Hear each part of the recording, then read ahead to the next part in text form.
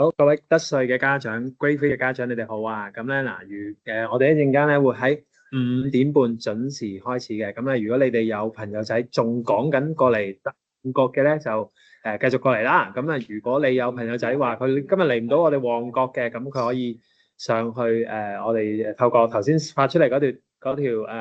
link 啦，咁就去 join 我哋嗰個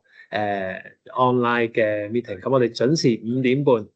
會開始嘅。如果有朋友仔你認識嘅朋友仔佢未入嚟嘅話咧，麻煩你叫佢哋去 check growth message 上面有個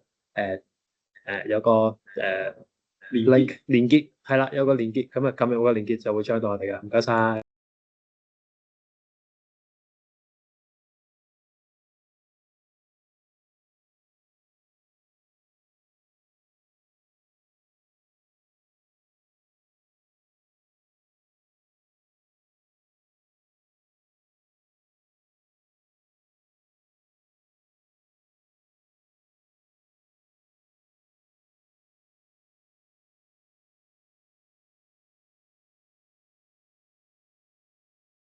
喂，你可唔可以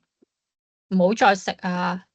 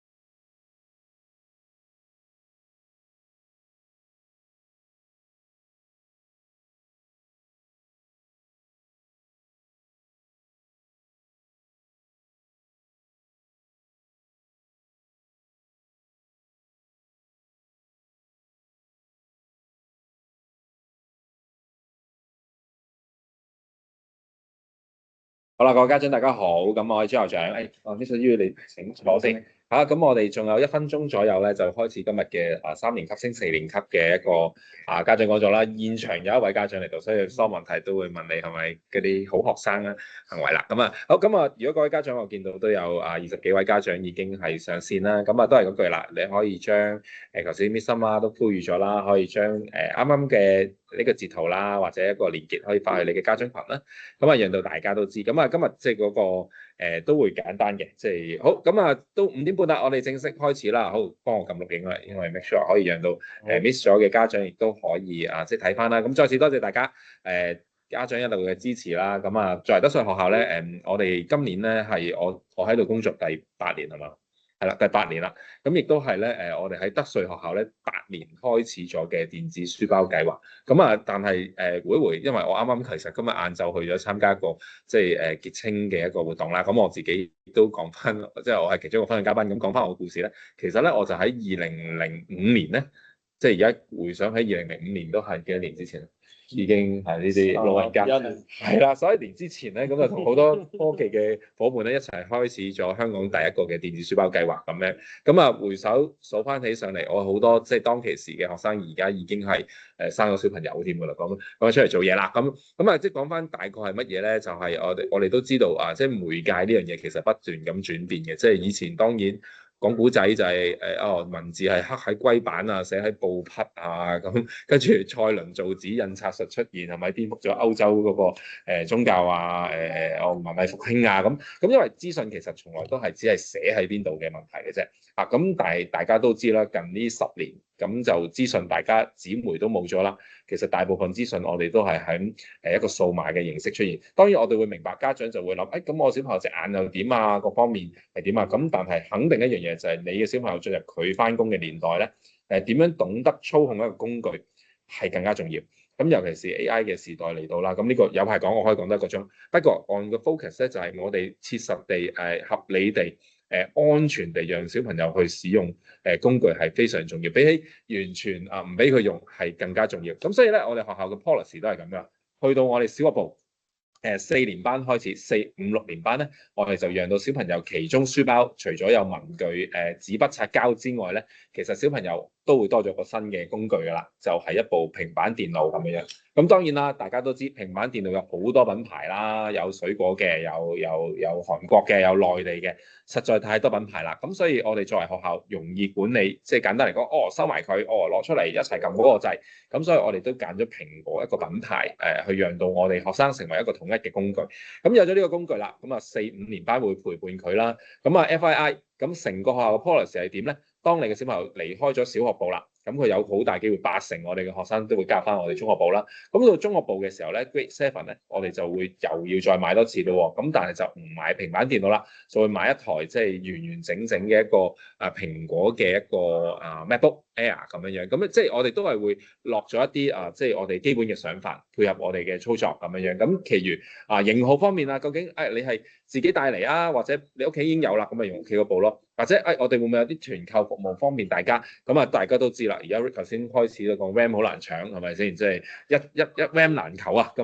蘋果同 Google 嘅股票又升到咁呢個唔關事嘅。OK， 咁但係咁我哋會唔會有一啲方便便利大家嘅服務？甚至乎咧有啲家長就話我自己未必係攞到嗰個叫做教育價去買到喎。甚至乎你買到咁大家都知蘋果嘅產品有一樣嘢叫 Apple Care 啦。咁佢1年嗰個服務非常好嘅。咁第2、3年咁點嘅咧？咁其實我哋一拼咧就有個全面嘅服務俾大家。咁所以即係再介紹落嚟咧，就交俾我哋嘅助理校長啦 Miss 媽啦。至於咁我哋教育團隊咧，亦都今日邀請到 HAT 嘅同事喺度，會幫我哋介紹呢一個團購服務嘛。咁將呢個時間就交俾 Miss 媽去開始。好，唔該晒朱校長。OK， 好。因為朱校長咧佢有事要忙啊，所以咧佢會先離開先。好，咁啦，我繼續落去啦。咁就好嗱，咁就今日啦。咁我哋大家都喺我哋當中啦。咁其實就係好想知道就係我哋電子書包班電子書包點樣執行，點樣去運行。咁呢個咧都係都俾家長即係呢個今晚嘅家長會咧，其實會錄影嘅。咁你放心，你話我 miss 咗，咁我都點樣可以睇得翻咧？咁你之後我哋會將嗰個今晚嘅片段咧，會擺上去 YouTube 度，咁你可以睇翻嘅。咁但係如果你話我而家有手機，你截圖啦，咁關於所有學校裏邊嘅電子學習啊，點樣去執行啊，或者電子平台啊，其實我都係我哋幾個同事去負責嘅。咁啊，包括係 Mr. Yu 啦，咁啊佢負責大部 canvas 啦。咁啊 Mr. Carl 咧今日因為抱恙啊，身體唔舒服，所以佢不在我哋當中。咁啊，如果旺角嘅家長其實你都會認識佢噶啦。咁啊，我係負責鑽石山，同埋其實我係負責全個 SH 嘅 primary section 嘅所有電子平台嘅。咁所以如果家長你哋係有啲其他嘅查詢，可能除咗電子書包班嘅，都係嗰句啦。隨時嚟揾我咁樣嘅。嗱，咁我今日因為我哋今日真係講電子書包啦，咁所以家長一定好想知道究竟電子書包嘅理念啊嘅嘢係點樣去執行嘅。咁我都好快咁樣去交代一下俾家長知嘅。咁嗱，進入嚟我哋在座一定都係3年班嘅學生嚟嘅，嘅家長嚟嘅。咁下年去4年班啦。咁4年班我哋點解會喺呢段時間？因為學期尾啦。咁都俾家長知道咧，其實咧都有個準備。咁縱然好多家長其實本身屋企咧都有呢個平板電腦俾小朋友嘅，但係咧我都會講到明，其實我哋呢個平板電腦咧，同你哋屋企用嘅平板電腦係有啲啲唔同嘅。縱然咧你之後係同康樂天買即係我哋嘅 service provider 啦，咁或者係你自己準備咧，你個電腦咧都係同我哋會建議家長其實係同小朋友係將你平時屋企用開同呢部學習用嘅電腦去分開嘅。個原因好簡單嘅，因為咧之後你會見到我哋部機其實我哋會裝咗一個叫 MDM。咁啊而家唔詳細去講住。咁我哋搞電子書包嘅目的咧，其實好想小朋友嘅，正如頭先 Mr. Chu 咁講啦，其實我哋都係即係小朋友喺佢將來6年、10年，即係而家3年加6年、9年、9年再加4年、13年，我相信小朋友13年之後咧，大學畢業咧，嗰個世代可能個平板電腦已經唔係咁嘅樣嘅，但係都係我哋相信咧，嗰個方法啊或者係 communication 都唔會太大嘅轉變嘅。而我哋喺佢細個嘅時候，其實就去從小培養佢一個對資訊科技嘅使用或者係正確嘅使用咧，都係 for 佢將來都係有咁嘅需要嘅。咁所以你會見咧，我哋其實好想喺個高年級裏邊咧，係執行推行電子書包嘅計劃，其實就係希望佢有一定能力嘅 generic skill。咁呢樣嘢咧就係有一個平板電腦，我哋相信咧小朋友咧係將來佢嘅學習啊、工作啊嘅模式都係相同㗎啦。其次就係有一個平板電腦喺佢嘅課堂嘅活動咧，更加可以多啲 interactive 嘅。咁一陣間我哋會 showcase 一啲例子啦。我哋平時上堂點樣去同小朋友揸住個平板電腦嘅時候點樣去上堂啦。咁 Mr. Yu 亦都會 share 都係分享下各科嘅一啲經驗嘅。咁啊，最重要就係頭先 Mr. Chu 講嘅，其實就係會善用 AI 啦。咁我哋喺舊年應該話今年啦，我哋其實舊年我哋就初試喺呢一個鑽石山校舍裏邊咧，去推行我哋嗰個叫 AI 嘅課程。咁我舊年個反應都好好，咁我哋今年咧已經延展到去將AI 咧延展到 AI 課程咧延展到去其他2個校舍，包括大埔啦同埋旺角嘅校舍。咁所以呢個咧亦都係我哋去搞電子書包嘅其中一個好重要嘅目的。咁喺我哋電子書包呢個計劃裏邊咧，其實就一向嘅執行咧，我哋都係咁嘅。咁頭先 Mr. Chu 都會講都會講咗少少，就係話究竟佢係咪全程用平板電腦？咁啊，肯定唔係嘅。咁我哋有啲學科咁肯定係會用得比較少嘅，譬如 PE 啦，你冇攞住個平板電腦去上堂嘅。咁 PE 佢哋都會用電子嘅模式去做學習，電子學習，但係可能都係使用佢嗰啲 app，可能係某一啲工具。去幫小朋友去做一啲量度啊！我所知就係Mr. Amen 咧，其實佢哋都會去諗緊點樣喺呢一個電子學習裏邊喺呢個體育科推行一個電子學習。咁但係都係嗰句啦，小朋友一定唔會揸住部平板電腦去上 PE 啦。咁但係有啲科目佢哋都會有機會會用嘅。舉例咧就係可能係視藝啦，佢哋會攞嚟做佢哋個 art 嘅 portfolio 做 research 啦呢樣嘢。咁呢啲科目咧。除咗我哋話主要中文、英文、數學、science、general study 肯定會用得最多嘅之外咧，其他科都會去用。咁其實就係咁家長就會擔心啦，話咁我哋有平板電腦，咁其實咪代表嗰個考試唔使考啊？咁啊，梗係唔會咁嘅。咁因為平板電腦有佢嘅局限性。而且我哋相信咧，即係平板電腦，我哋唔係要即係小朋友係長期去對住佢考試都用埋平板電腦，唔係嘅。咁我哋仍然要保留紙筆嘅評估。咁啊，一般紙筆評估啊，或者係説話嘅評估咧，都會去用到佢嘅。咁啊，當然因為有咗部平板電腦，小朋友咧佢一定會可以做多啲互動嘅功課。舉例咧，即係可能有個比較即係喺中英文科嗰度咧，其實會推行到用一啲叫做 AI 嘅工具，係俾小朋友咧可以做一啲説話嘅練習。咁而我哋利用嗰個 AI 嘅工具咧，就係可以去做一啲評估，咁一啲 formative assessment 或者係一啲小練習。咁呢個都係我哋可以善用資訊科技嘅一啲同低年級嘅分別嘅。咁其次咧就係話嗰個執行性咧，就係當小朋友有部平板電腦啦，佢每天要帶翻學校啦，咁我哋嘅會喺頭嗰3個禮拜咧 train 小朋友，可能翻到嚟嘅時候咧，先要將嗰個平板電腦放喺學校嘅叉電車裏邊嘅。咁啊，就係因為有部叉電車咧，咁我哋都要 remind 家長，其實小朋友咧，佢每晚咧，就算攞部平板電腦翻屋企咧，佢都要叉電嘅。咁啊，就唔好依賴我哋喺嗰個課室裏邊嘅叉電啦。因為咧，我哋亦都專登將嘅叉電車咧，唔會提供晒全部小朋友嘅叉電線嘅。原因就係因為佢自己的事要自己做嘛。咁啊，佢應該要準備好一部叉好電嘅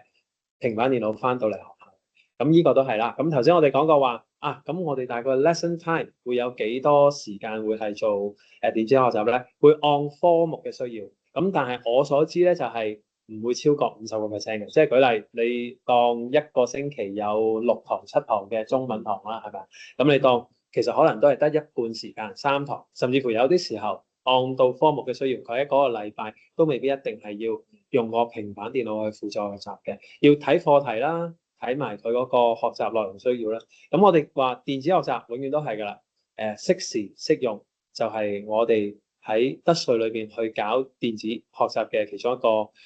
即係我哋好嘅堅持嚟嘅。咁多年啦，呢8年啦，咁我諗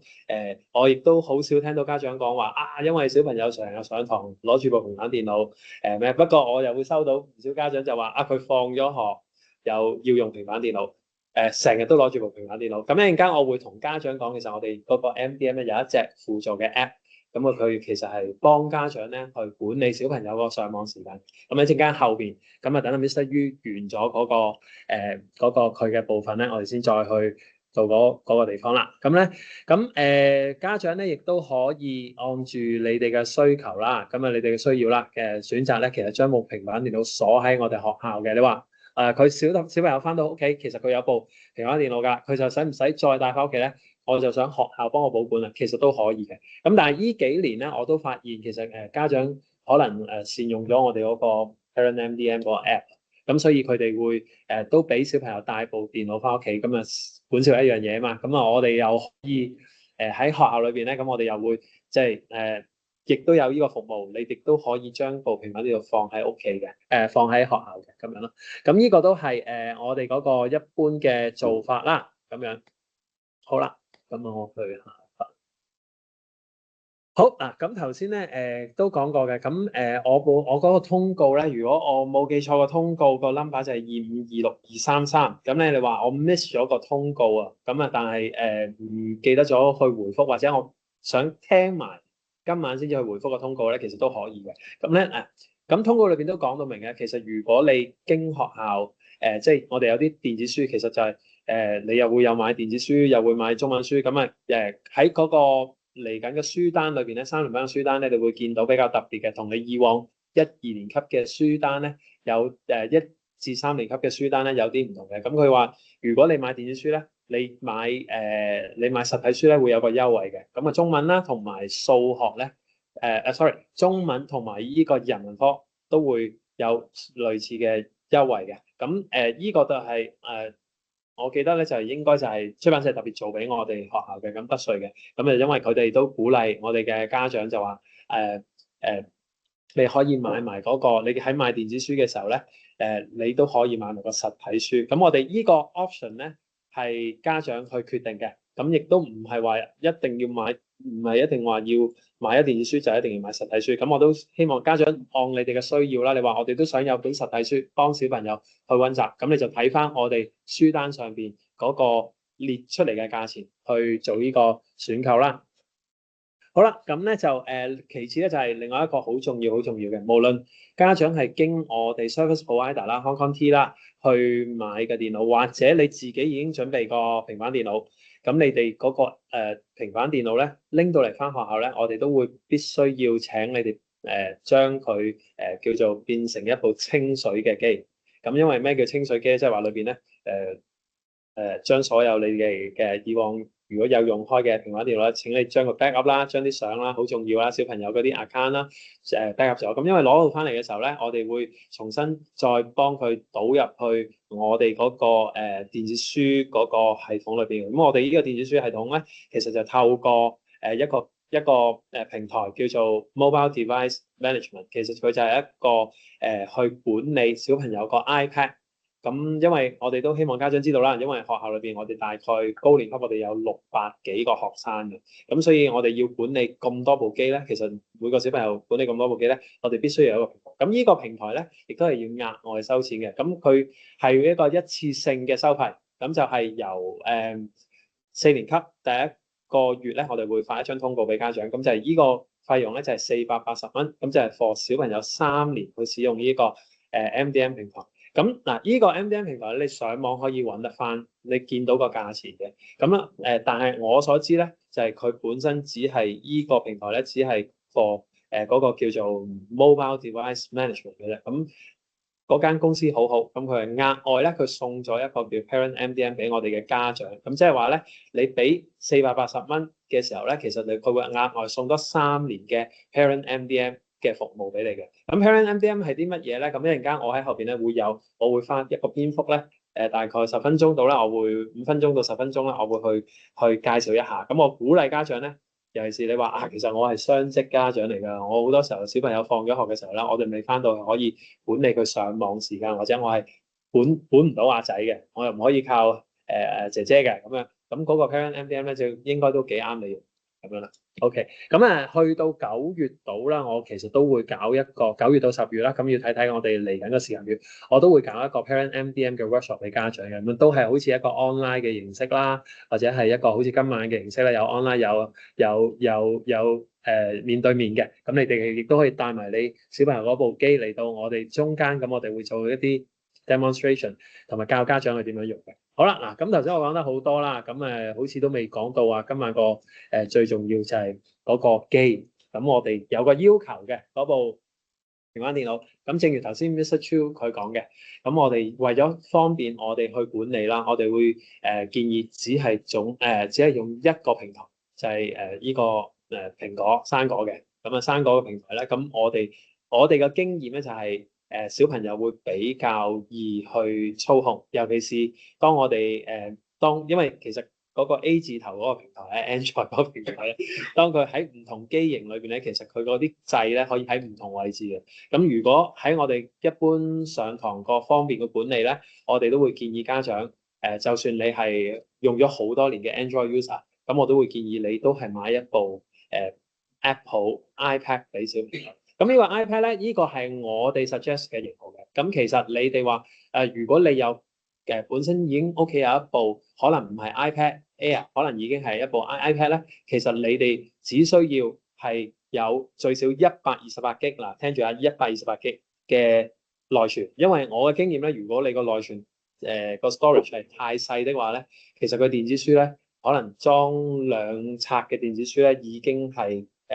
唔夠容量㗎。咁小朋友又會做其他嘅，譬如可能影下相啊、下片啊，仲有嗰啲 OneNote 啊，其實都係一啲學校嘅 teaching content， 我哋都會放喺啲 app 度咧，其實可能都唔夠。咁呢個係今年我哋即係透過 HKT 佢哋個團購嗰個型號啦。咁但係當然，如果你有一個可能係差不多嘅機型，可能係只不過係舊年或者前年嘅機型咧，其實都係可以去使用嘅。咁我亦都建議家長咧，部機唔好太大部啦，因為咧有啲家長咧可能都話，我屋企有部 iPad Pro 喎。咁啊，我嘅經驗咧就係你帶翻嚟咧，小朋友佢未必可以放到喺架叉電車裏邊。咁所以因為我哋嘅叉電車咧，其實係放大概11寸嘅機款度啦，13寸都好似得㗎啦，我記得係因為嗰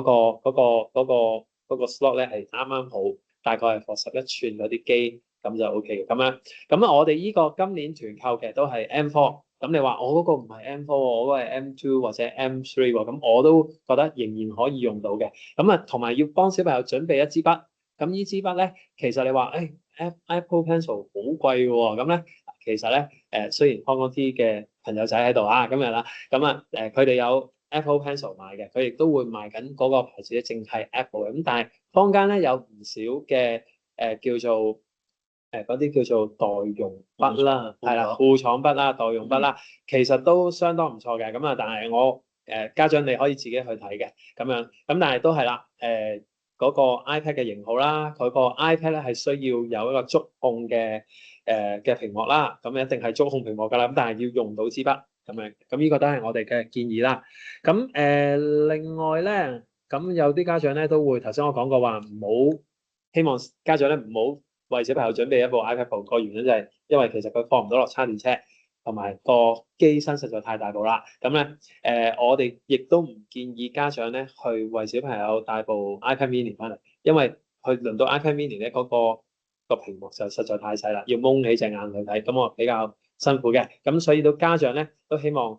喺呢一度可以同我哋配合。咁啊，如果我哋收到間 iPad Mini 咧，我哋喺假期嘅時候，其實收機咧嗰段時間咧就大概係喺7月，一陣間都會講嘅。咁我哋發現係 iPad Mini 咧，我都會請小朋友帶翻去話俾媽媽聽，話俾爹哋媽咪聽咧，依部機其實係唔適合喺學校裏邊做呢個電子書包嘅學習嘅咁樣啦。咁 OK，咁咧嗱仲有少少嘅日期啦，想 remind 家長嘅。咁呢個咧我都想家長，如果你係我話我係會自己準備 iPad 俾小朋友嘅，咁都請家長咧，各位3年級嘅家長咧，留意呢個日期 highlight 咗嘅日期，就係我哋希望家長咧可以喺7月10號或者之前，或者7月嗰個禮拜，其實7月1號係放假啦，7月2號翻嚟咧嗰個星期咧，你可以叫小朋友帶定部 iPad 翻嚟，咁啊記住喺 iPad 上邊咧就黐佢個英文全名。同埋佢今年嘅班別，唔係下年嘅班別啊，因為下年嘅班別可能家長其實都未清楚嘅，你只係知道佢 Grade 4嘅啫。今年嘅班別，咁啊可能係3B、3A、3C，咁啊帶翻嚟交俾班主任，跟住我哋就會幫佢喺假期裏邊，假期即係放暑假嘅時間，去將嗰個佢要準備好嘅 app 啦，同埋佢要準備好嘅電子書咧，放落去佢部 iPad 裏邊嘅。咁家長應該話小朋友咧，佢會幾時攞翻部機咧？大概喺9月4號第一個星期，佢哋會攞翻佢哋嗰部機。咁我哋亦都因為嗰段時間，我哋開始準備上堂咁樣嘅，咁樣啦。好啦，嗱，咁啊餘下落嚟嘅時間咧，我會 pass 俾阿 Mr. Yu。咁啊，其實佢會講講咧，其實喺我哋4年級啦。咁頭先 Mr. Chu 都講過嘅，就話4年級同6年級喺佢個書包裏邊，佢個書包仔裏邊咧多咗一個工具。咁即係話課堂上面會有少少唔同。咁啊，Mr. Yu 咧會同我哋介紹下，其實電子書包佢會做啲乜嘢啊？咁家長可能都好想知道啊，佢攞咗部平板電腦，究竟喺課堂裏邊會做啲乜，或者喺課後嘅時間會做啲咩咧？咁我依個先交俾 Mr. Yu，唔該晒。多謝晒Mr. Chu 同埋 Miss Ma。咁我咧都好快介紹下我自己啦。咁我係Mr. Samuel Yu，或者同學都叫我于老師啦。咁我平日咧都係大埔，我今年都好幸運可以交3年班嘅，所以其實有啲同學咧，有啲見到班同學嘅家長喺度啦。咁其實對於我哋嚟講咧，其實我哋一路以來咧，無論係1年班、2年班，其實3年班啦，我哋都已經開始。我諗家長可能對於我哋學校一啲電子嘅平台，可能都慢慢有少少嘅了解啊，或者無論係我哋交 FA 嗰個 Teams 啊，定係我哋咁。譬如我用中文舉例啦，我哋嘅中文就喺説話嗰度加入咗嗰個 Flint AI， 幫助小朋友提升嗰個説話嘅效能啦。咁其實我可以講咧，從3年班去到4年班，因為小朋友擁有咗呢一部 iPad 之後咧，可以令到佢哋嘅學習嘅效能提升更加多嘅。其實我跟住落嚟，我就會用同科舉一舉例子。咁特別係中文科，咁我了解得多啲啦，咁可能我就會講得詳細啲嘅。咁其他科我都會介紹少少嘅。首先咧，其實同學有咗 iPad 之後咧，令到嗰個成個課堂咧，其實變得更加嘅靈活，同埋有更加多嘅可能性。其實呢度睇到嘅係我哋用緊嘅 OneNote， 我諗家長應該對於 OneNote 應該都唔係好陌生啦。咁我哋可能依家啦，可能有啲班係用 OneNote 會教學啊，咁有啲嘢會嘥喺上面啦。咁其實慢慢去到4年班，佢哋慢慢擁有咗自己嘅 iPad 之後咧，佢哋就可以更加多嘅參與到嗰個課堂。譬如呢度睇到呢幾幅圖咧，其實都係我哋嘅小組活動嘅，可能大家一齊都係用緊 OneNote，喺同一個 page 上面一齊合作埋做埋一個 project 呢一個。同埋咧，其實中文用得最多嘅其實係寫作方面啦。大家都知道，其實一篇好嘅文章唔係一次性寫出嚟嘅，通常係都需要改一改。我哋通常嘅步驟咧係我哋大家先寫一次，咁老師會收埋嘅，用嗰啲好特別嘅例子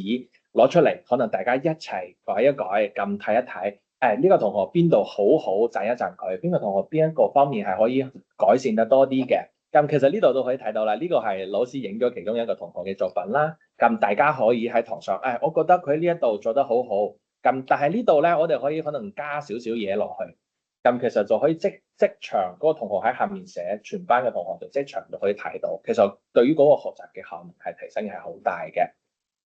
其實除咗呢一啲我哋日常嘅一啲OneNote啊，我哋其實都有其他嘅平台啊。無論係 Kahoot，其實 Kahoot 好似之後有講嗰 Nearpod，其實都唔係中文用緊嘅。其實呢啲就係令到學習更加有一個興趣，大家可以喺一個好似玩啊或者係團隊合作入面，其實去反覆嘅去掌握到自己嘅需要掌握到嘅一啲知識啊或者技能。好似呢一個就係大家可以，譬如我哋你揀一個最中意嘅動物啊，咁可以將佢畫出嚟，咁即刻就可以玩到。畫完之後即刻就去玩個同學出嚟分享啊！我依家譬如玩一個同學，咁我撳開佢嘅畫面，咁大家都可以睇到，咁同學喺出面就可以講啦，就係好方便。另外咧，啱啱講到其實關於呢個 Flink 嘅方面嘅應用啦，其實我諗3年班嘅家長應該對於呢個 Flink AI 都唔係好陌生啦，因為其實今年開始咧，我哋都嘗試用緊 Flink 去幫手去修改嘅。但係可能有啲家長覺得，哎呀，我都用得唔係好明白，我唔係好清楚佢究竟係有咩用，究竟點樣佢係好好嘅。其實家長呢度都可以睇到啦，其實我係除咗教3年班，我都教6年班啦。呢度其實有唔同嘅活動，都係我用 Flink AI 準備俾同學嘅，無論係説話定係寫作。咁我哋通常嘅步驟係點樣嘅咧？可能之前係唔明顯嘅，因為可能佢哋可能需要譬如説一次，咁可能 AI 俾你一啲 feedback，咁可能老師幫你睇一睇，咁你再用一次啦。但係去到6年班，家長可以睇到其實呢度我可能要喐呢幾張圖片。呢一位同學其實係一個好好嘅例子嘅，係特別係寫作嘅方面。其實啱啱開始嘅時候，佢會自己寫一篇文，説話都係一樣嘅，可能會自己寫篇文，咁交俾個 AI，咁跟住咧 AI 就會好似咁樣提出，你邊度可能係需要改進少少，邊度做得好好，咁同學咧睇到 AI 嘅嗰個 feedback，撳佢哋都可以攞住自己嘅 iPad 即刻咁進行嗰個修改。咁佢哋將 iPad 擺喺隔離，撳喺自己篇文上面改完之後咧，再將嗰個改完之後嘅再入到呢個 AI，咁呢 AI 就會再俾一次 feedback。好似你啱啱照我嘅suggestion 改咗啦，咁好好啊，咁邊度係改得好好，咁下面都有嘅，但係呢個 capture 就冇辦法好展現得好全面啦。咁都會講俾佢聽，咁邊度可以做得更加好。其實係慢慢喺呢一個過程入面，嗰個同學就可以好快速嘅自己通過 AI 嘅輔助去慢慢改善自己嘅寫作同埋説話。其實有咗呢一個工具之後咧，其實我哋講真就今年同學嘅其實進步係好大嘅，就相比上個學期我就講自己班啦，我哋班寫作無論係平均數定係中位數都提升咗5分，同埋有超過10%嘅同學都佢哋嘅 grade 都有個提升嘅，所以其實呢一個同學自己喺屋企就可以完成嘅。但係都唔使擔心，佢講得啱定係唔啱，我哋老師會處理好呢一個方面，同埋都會教到同學點樣去用到呢一個工具嘅。咁其實其他科咧都有唔同嘅工具，好似GS 啦 ，GS 其實無論係 GS 中文有時候同埋 Math 佢哋都會用到 eSmart 呢一個工具啦。咁上面有好豐富嘅我哋教材嘅一啲材料啦，同埋無論係一啲OneNote 啊、Padlet 啊。之類嘅工具，大家都會用到嘅。咁好似呢一個係 Padlet，呢一個 Padlet 咧係可以喺堂上就係收集埋同學嘅意見。咁中文都會用到呢一個工具，我相信其他科都會用到嘅。譬如好似上年我哋喺聖誕節之前咧，6年班嘅同學佢哋就用 Padlet 自己就寫咗一首詩俾自己嘅父母嘅。咁佢哋用 AI 工具將嗰個詩變成一首歌，咁擺喺呢度。咁之後咧，我哋用呢個 palette 將佢生成咗一個 QR code，之後send俾家長。呢、個就係我哋班嘅 album，全班同學寫嘅詩，咁整咗曲，咁俾家長聽。家長聽到嗰一陣就可以睇到嗰個同學，哦，原嚟我嘅仔、我嘅女都可以寫詩咁寫作曲啊，其實都係好開心同學嘅進步嘅。另外咧。其他科咧都會用到唔同嘅工具嘅，譬如Nearpod 其實都係應用喺唔同科入面嘅一個好好嘅工具。咁佢入面有好多嘅功能啦，無論係一個答題嘅比賽啊，定係好似啱啱嗰個 Padlet，定係好多嗰個time to time 啊嗰啲係好豐富嘅。我哋最中意玩係呢一個係，因為係比賽係啦。另外咧，其實唔同科咧，除咗我哋啱啱講好似 Kahoot、Nearpod 呢一啲大家都會用嘅工具咧，都有自己用嘅工具。譬如英文有一個呢一個Live Quiz 啦，同埋佢哋好有趣嘅，後面呢個 Navio 都係好有趣嘅，好似睇到個畫面都知道，哇，應該都幾有趣咁。佢哋本 textbook 係啦，非常之有趣啦，同埋 Math 都係嘅。Math 其實喺 iPad 上應用都好多，咁佢哋喺 Math 上面堂上咧都會用唔同嘅活動咧，增加同學嗰個興趣。咁大家都知啦，可能 Math 可能要做多啲，咁可能就會掌握得好啲。咁其實呢一個工具就可以好好嘅幫到同學，同埋令到同學唔會覺得好悶，又攞張紙寫好多可能好悶啊。咁轉咗另外一種方式喺堂上就可以即刻睇到同學係咪掌握到呢一個。同埋可以都係佢嘅 motivate 我今次可能係第二名，咁下次我要再嘗試多啲，我係要攞第一，咁都係好好嘅。係 science 方面都會應用喺嗰個 STEM 或者係 coding 嘅方面。喺 STEM 啦、coding 啦，咁啊，因為咧其實因為佢有咗呢個電子書包啦，咁變咗咧就係我哋嘅 STEM 嘅課堂啦。其實低年級咧，如果家長都有睇過，其實都會見到我哋有一啲叫做 unplug 嘅活動。咁 unplug 活動其實佢上堂一定冇 iPad 嘅。咁間中我哋會借一啲 iPad 入去俾小朋友一齊去用，咁但係佢冇自己一部 iPad。咁但係高年級咧，因為佢多咗呢個機會咧，咁我哋進行嘅活動咧就會多啲，即係叫做多樣化咗啲嘅。咁譬如我哋 STEM 本身嘅 project，個 project 就係佢不單止要整個模型，整完模型仲要 program，都係借助部 iPad，跟住然後用 iPad download 個 code 落去控制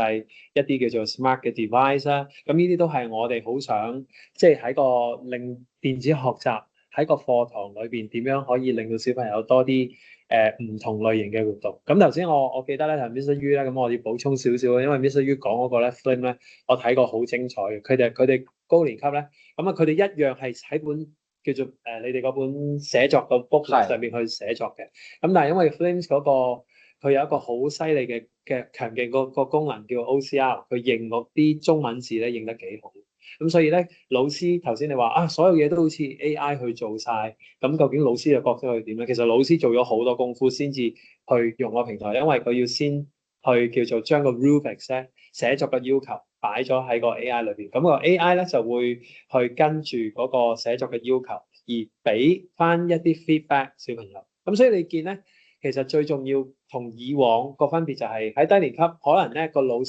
我哋老師改完一篇作文最快好勤力嘅同事，其實佢哋都係要即日去收，跟住即晚完成，都可能係要第二朝或者係過咗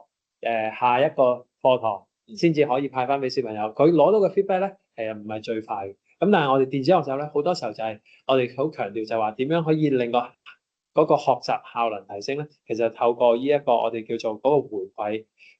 饋，我哋縮短咗回饋嘅時間，咁樣加上而家我哋有埋 AI 個 technology，其實就更加好。咁所以你會見咧嗰個電子學習嘅嗰個效能咧係點樣係透過喺一般嘅課堂活動同我哋以往嘅分別。咁我諗最大嘅分別喺呢一個地方度。咁頭先咧都係咁講啦。咁我都講過話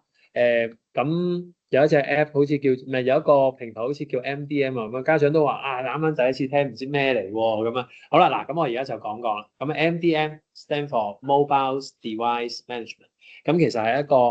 我哋話當你部機同我哋一般買喺現成市場上面買嘅一部機最大嘅分別就係你會管好你自己嗰部機。咁但係由於喺學校裏邊嘅運作咧，我哋需要去幫小朋友處理晒所有嗰啲電子書啊，或者嗰啲 app 咧，我哋會放佢落去我哋呢個叫 mobile device management 嗰個平台上邊。咁呢個平台咧就係等我哋可以大規模、大量咁樣去將嗰啲小朋友要用嘅 app 咧，係放落佢個 iPad 裏邊。咁呢個 iPad 咧，將來入咗去我哋 MDM 咧，你就會發現其實你唔可以再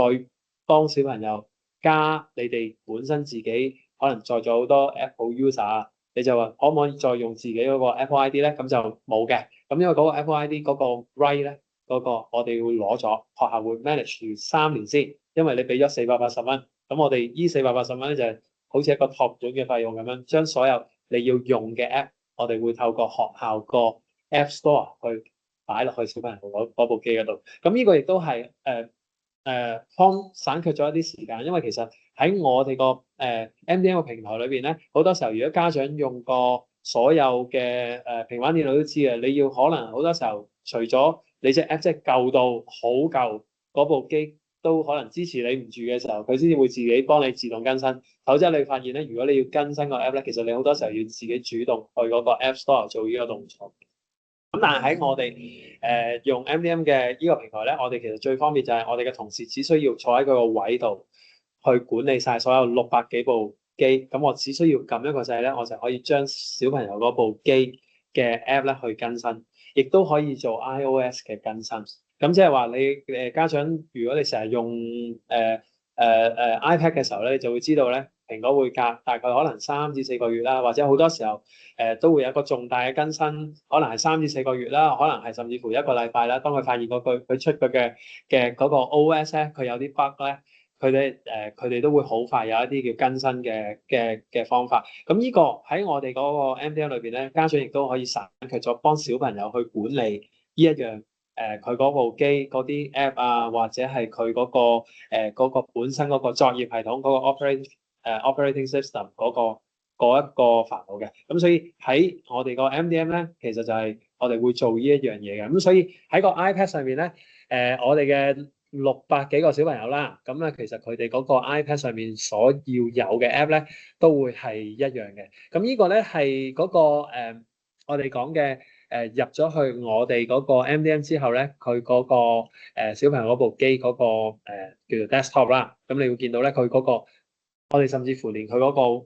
嗰個叫做 background 嗰個畫布咧，其實都可以幫佢轉換嘅。咁你會見到有我哋學校Together We Shine 啦，咁啊跟住然後我哋所需要嘅 app 咧，我哋幫佢分好類啦。咁呢個都係嗰個方便性嘅。咁啊頭先講過啦，話淨係好似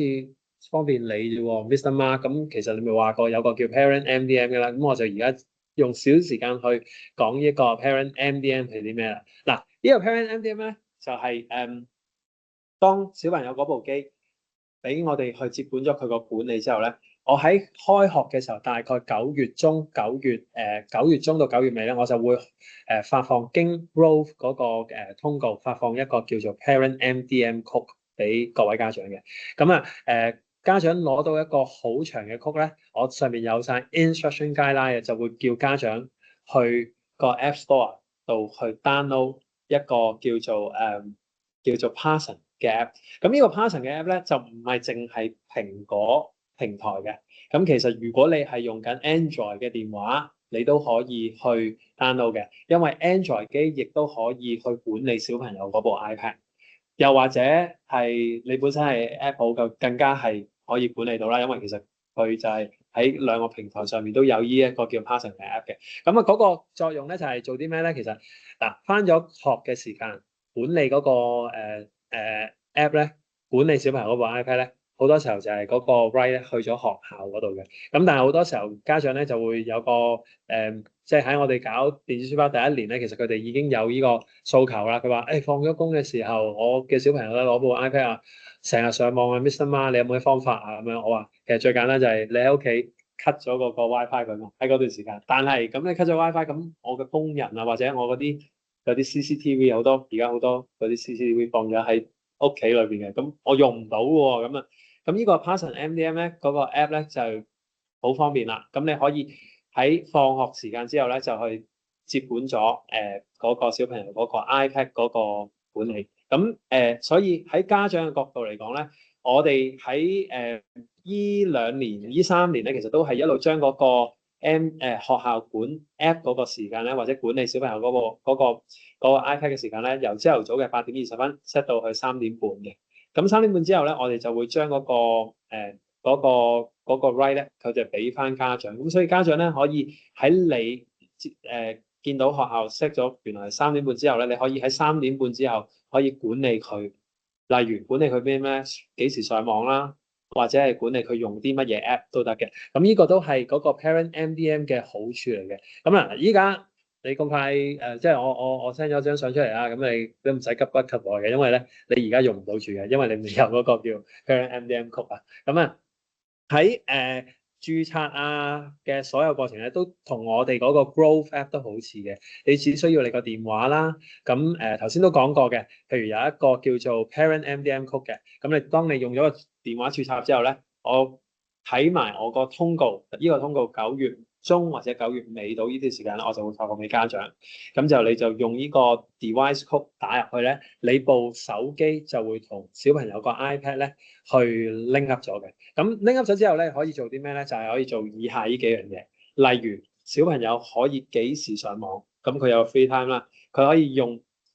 用啲乜嘢 app 都得嘅。咁甚至乎咧，你話啊，我唔想咧成日喺個手機度撳，因為我都驚我工作忙嘅時候，我驚我自己唔記得咗。有個 schedule 嘅功能，呢個 schedule 嘅功能好好嘅。我記得我上個禮拜仲有一個家長喺度問緊我點樣可以用好佢嘅話，禮拜6日啊嗰啲時間，因為佢哋都想小朋友有一個好嘅上網習慣。咁你哋多啲用 schedule。咁甚至乎有一個叫做我哋稱之為叫 sorry 唔係叫 white list， 叫 black list 啊。其實邊啲網站可以去得，邊啲網站唔可以去得，亦都係可以透過你個手機去嘅。尤其是有啲家長話啊，Miss Ma 佢成日都去Roblox 嗰度打機喎，咁點算咧？佢又可以去到 web 版或者去到一啲叫做website 嗰度打機。咁你就將小朋友你唔想佢去嗰啲 website 咧，你就將佢 website add 落去你個手機度，咁就 enable 咗嗰個叫做 block 嘅block 嘅 website 嗰個 list 咧都得嘅。咁甚至乎仲有一個功能啦，你可以嗱呢個 location 嘅功能咧，你就好想知道，譬如話小朋友，有時我哋有啲小朋友咧，其實佢懵豬豬啊，自己有冇帶部 iPad 翻屋企咧，我都遇過唔少嘅。咁咧譬如佢話朝頭早翻到嚟，佢以為自己唔見咗部 iPad 漏咗喺校巴喎，咁咧跟住佢就會走嚟問我哋哥哥咁樣。我哋其實喺我哋嗰邊都可以睇到小朋友嗰個 iPad 嘅 location 嘅。咁所以咧家長你話啊，我都想知道小朋友嗰部 iPad 究竟有冇帶到翻學啊之類嘢，咁你開翻佢 location，你會見到佢只要嗰部 iPad 上咗網，或者佢最後上網嘅地址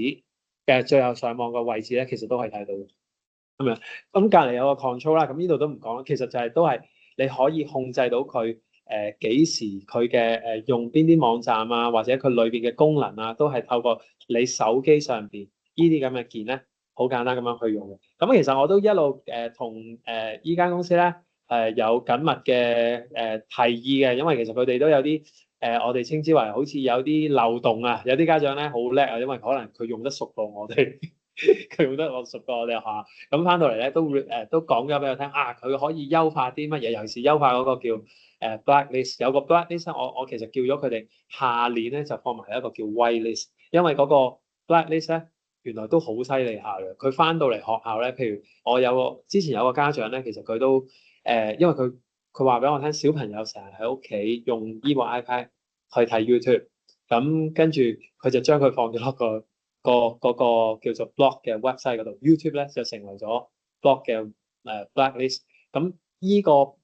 blacklist 咧，佢甚至乎可以喺翻學時間咧都 enable 嘅。咁所以我就建議咗，即係公司啦，咁啊喺有 blacklist 咧，可唔可以俾埋個 whitelist 啊？咁佢哋喺度優化過程中嘅，咁所以喺個暑假裏邊，我都相信佢哋應該會做呢樣嘢嘅。咁啊，等家長可以再俾小朋友啦，或者你都可以透過個 app 咧。可以令小朋友可以有個良好嘅上網習慣啦，咁樣好啦，嗱咁咧跟住咧我就再去下一章。好啊，依個我唔花太多時間講，因為其實我哋都係會將嗰個返學時間 set 做唔係7點半，係應該係 set 咗做8:20到10即係3:20呢段係我哋嘅返學時間。咁啊，其餘時間咧就交俾家長去管理啦。咁樣好嗱，咁咧去到呢一度咧，咁你會見咧，其實就係我哋有配套啦，有學校點樣去支援家長同埋支援小朋友佢嘅學習啦。咁頭先我都講過話，小朋友佢嗰部機會係喺9月嘅第一個禮拜9月4號度咧，無論你係透過 HKT 去買，或者係你自己準備，你嘅小朋友咧都會喺當天咧攞到一部裝咗學校 MDM 嘅機。咁所以我都懇請咧家長咧，一陣間我最尾咧會有張 PowerPoint slide，咁嗰個好重要嘅日子就係7月10號。你如果係為小朋友準備機咧，你就喺7月10號之前帶部機翻嚟。咁如果你透過康安天買咧，你會之後會收到我嘅通知啦。你大概8月尾9月頭咧，你就會收到我 send growth message 嘅通知。我哋會通知你咧，要親身嚟學校去幫小朋友攞部簽收嗰部機啊。因為我哋都想小朋友咧，即係都想家長嚟到親身去檢查嗰部機，有啲咩問題唔好透過小朋友帶翻去，因為我哋驚喺運送嘅途中佢會有啲整爛啊嘅事情發生。咁所以就算你部機一開機爛咧，其實咧你都係要拎去 Apple 嗰度去處理㗎啦。咁啊，所以9月4號我約定你9月4號就翻，嗰日係星期五嚟嘅，就翻到嚟。如果你係透過 Hong Kong T 去買機嘅話咧，9月4號翻到嚟親身嚟到學校去幫小朋友簽收一部機。咁啊，餘下落嚟嘅時間咧，我會 pass 俾 Hong Kong T 嘅同事啦，阿 Ri。咁咧佢會簡單咧去介紹下佢同我哋一齊去喺我哋德萃裏邊啦。咁咧俾啲乜嘢優惠我哋？我見咧就好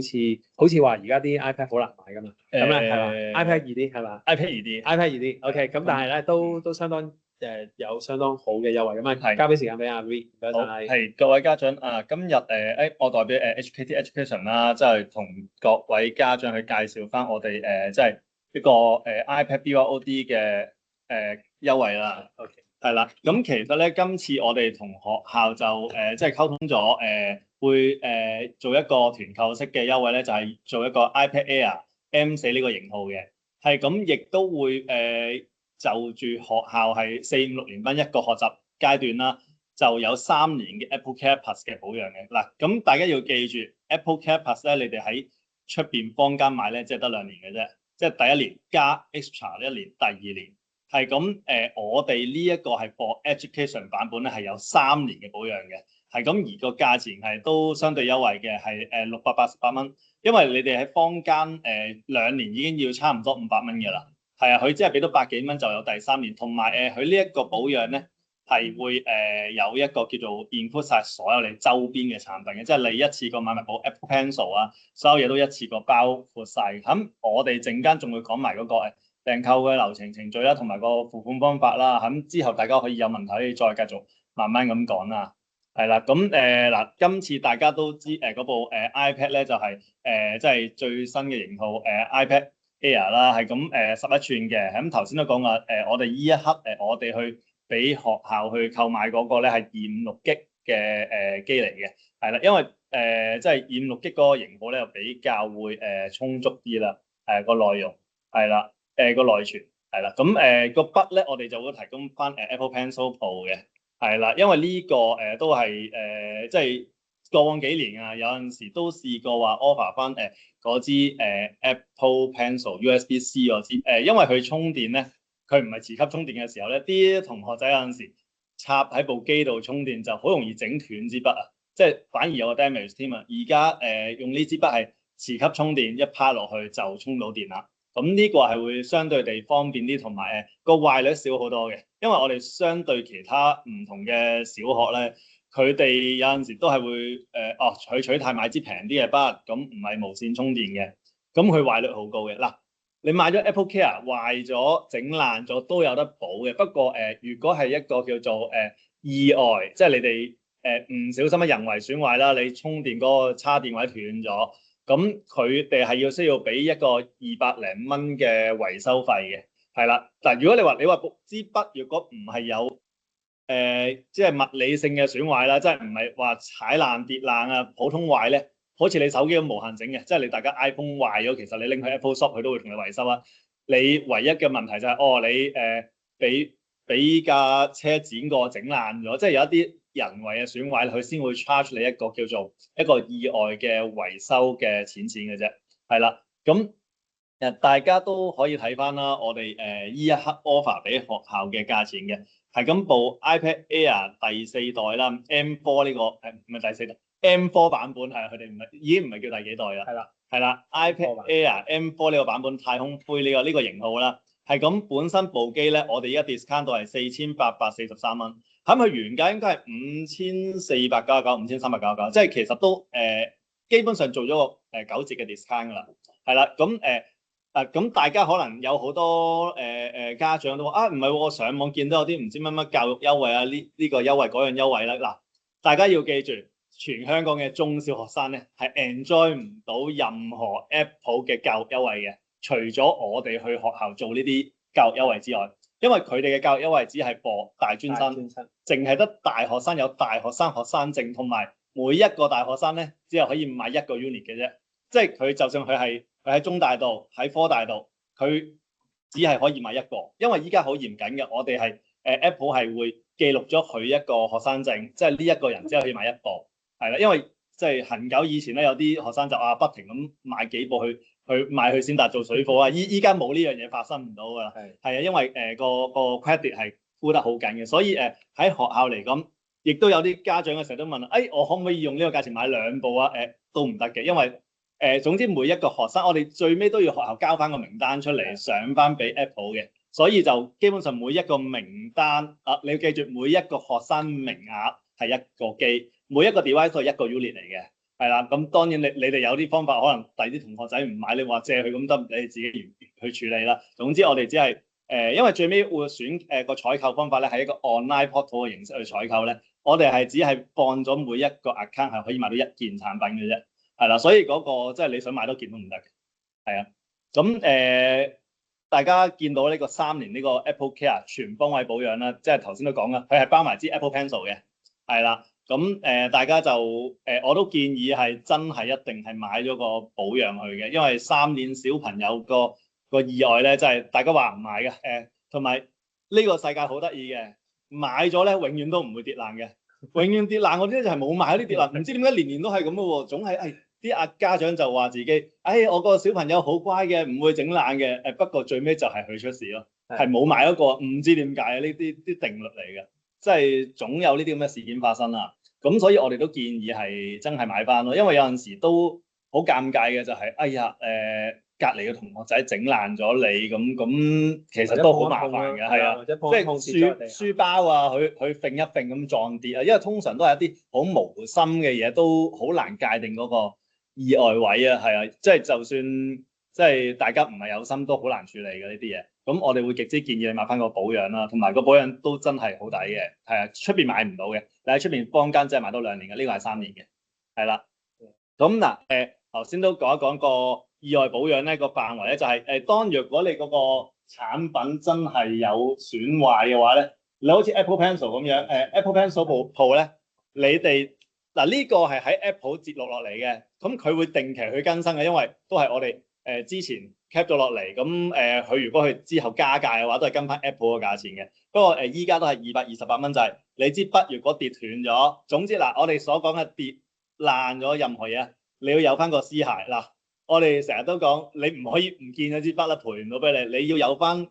即係起碼都4/3嘅殘骸翻到嚟啦。係啊，即係你有翻個殘骸翻到嚟咧，咁佢就只係需要你俾呢個價錢，佢就俾翻，即係唔好話俾翻，佢會維修翻一支新嘅俾你咯。係啦，咁大家要記住，部 iPad 都係嘅 ，iPad 佢最常發生喺小朋友嘅咧，就係佢跌爛咗個 iPad 嘅熒幕，熒幕嗰塊玻璃喎，唔係後邊個晶體喎嗱，因為佢哋有2樣嘢嘅。一個叫熒幕個玻璃個保護玻璃上面嗰陣，一個就裏邊一塊顯影嘅液晶體，嗰塊液晶體係好似係貴啲嘅，係啦，應該係700至800蚊咁樣嘅，即係會貴少少嘅，所以係啦，你哋大家要留意翻即係可能係跌爛咗係 cam 一個價錢嘅，不過佢有係個晶體係會特別貴啲嘅，不過一般嚟講我哋見過好多次跌爛咧，都係348蚊嗰個保養費嚟嘅啫，即係一個維修費係平啲嘅，好少可跌爛個晶體嘅，除非你好嚴重，你真係俾車碌過嗰啲啦，係啊，即係一個 total loss 嗰啲咯。所以呢度咧，我哋其實咧都會建議家長咧，其實就係無論你係經康安 T 去買啦，或者係經即係或者係自己準備啦，其實我哋都會叫小朋友一定係有個保護套。咁我見過有啲好犀利嘅保護套，即係係啊，有啲三防嘅，係啊400-500蚊一個嘅，400蚊我都見過。防水添但係亦都有啲最簡單，其實已經有一個一定嘅保護能力。咁我都建議家長係幫小朋友去準備啦，呢樣嘢。其實我哋一般依家見到咧，坊間嘅保護套都好高質㗎啦。嗱，大家唔好買啲10蚊、20蚊嗰啲啦，真係大家基本上買啲60-70蚊嘅其實已經可以好保護到部機。佢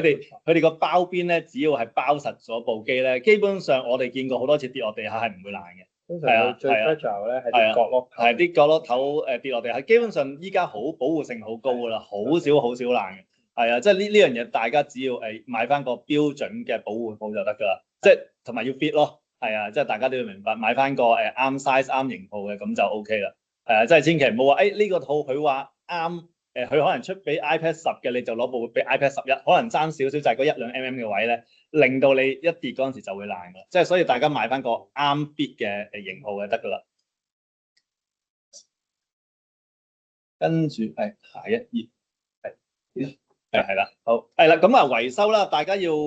都可以留意翻個維修咧 ，Apple Care Plus 咧，佢其實係全方位係佢記錄咗你哋個